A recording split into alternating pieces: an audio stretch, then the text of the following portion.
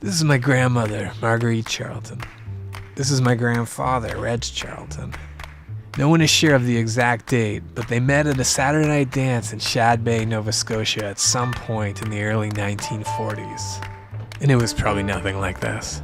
Despite a few slippery moments along the way, like when my grandfather got blood poisoning and after he recovered suggested to my grandmother that it might be okay if he dated his nurse as well as her, they were married in 1947 in a double wedding with my grandmother's brother Frank and his soon-to-be wife Rita.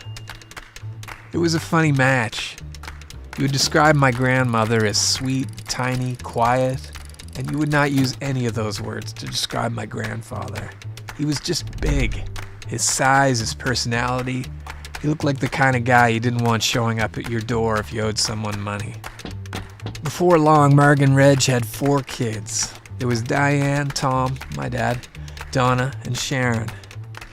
From what I can tell, the majority of the following decade or so consisted of an endless string of parties in wood-paneled basements. They partied with their friends, with their kids, they even partied with their kids' friends. At a certain point, they decided getting out of town would be nice, so they bought a bunch of trailers and a big piece of land outside of Pugwash. All their kids would come up there for weekends and summers. Before long, there was a bunch of grandkids hanging around the cottage as well. There was Scott, Colin, Ben, Dave, Pat, Ryan, Chris, Jamie, me, and my sister Michelle.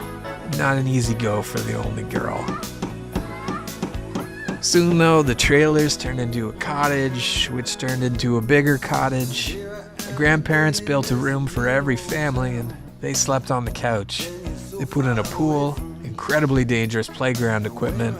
They even put in a backstop. Nice cat. Anything we hinted at wanting, they'd try and make it happen. Around this time, it seems like the partying kind of stopped. My grandparents just seemed content to watch life unfold around them. They had built a family. You could see, even on the bad days, they just loved being a part of it.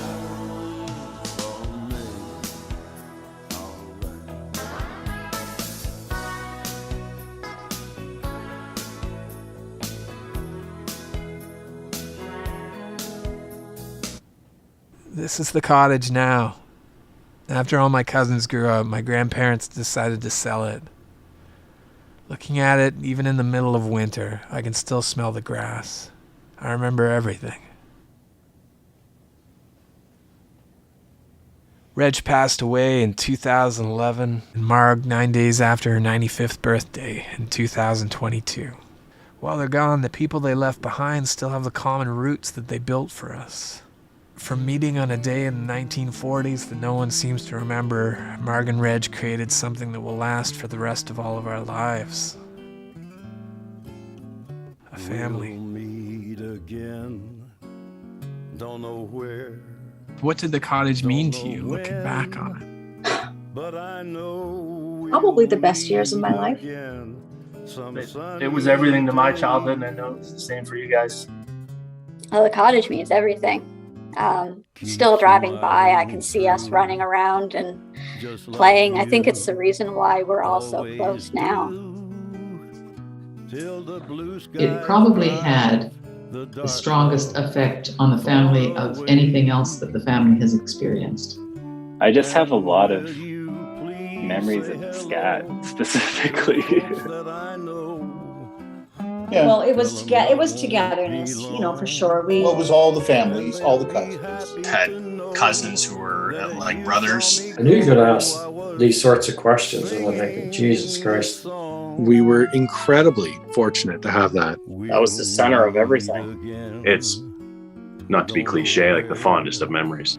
I don't think we would have been the same if we didn't have that. Can you describe Nanny in 3 words?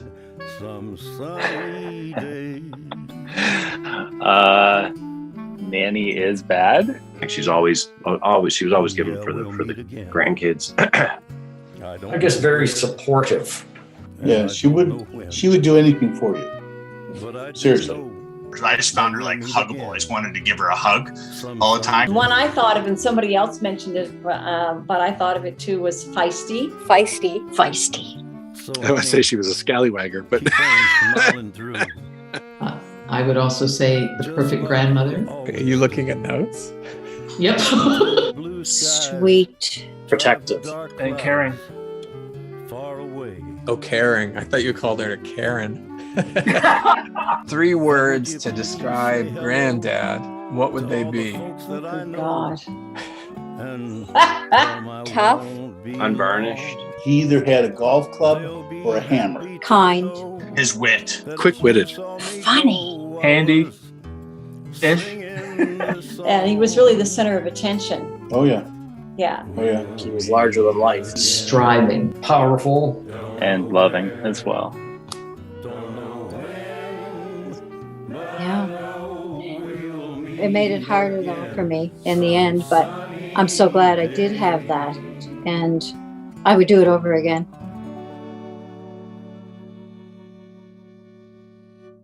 And they were looking for a drive to White Slate. And I had that He's the Chrysler. only one had a car. Okay. And Eddie said to me, I know a fella. What did you think of him? Oh, God, Not too much.